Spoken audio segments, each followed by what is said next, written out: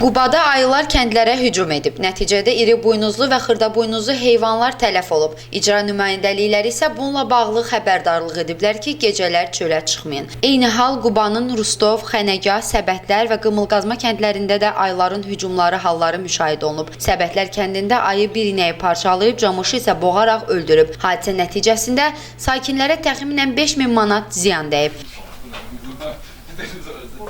Vəliyev Orxan, Quba rayon kənd sakini. Deməli, bizim mallarımızı bu vəziyyətə salıb ayı. Güclə əlmişik əlindən. Ki, belə bir neçəsində olub, qonşulardan da bu vəziyyət başlarına gəlib. Harasına hücum edib? Bax, o hissələrdən dırnaq atıb, o diş dizləri, yəni fakt gözümüzlə görmüşük, ancaq güclə almışıq əlindən 5-6 nəfərə. Nə vaxtdan olub bu? Bu olub dünən, yox belə istirahət gün belə. Gecə olub, gecə saat 3-də. Ayıların əlindən obşum yolun içinə da çıxmaq olmur. Cəmaatın heyətinə gəlib girir, meyvə ağaclarını parçalayır. Yəni belə. Son vaxtlardır da bu? Son vaxtlardır, bəli. Xahiş edirik bir tədbir görülsün.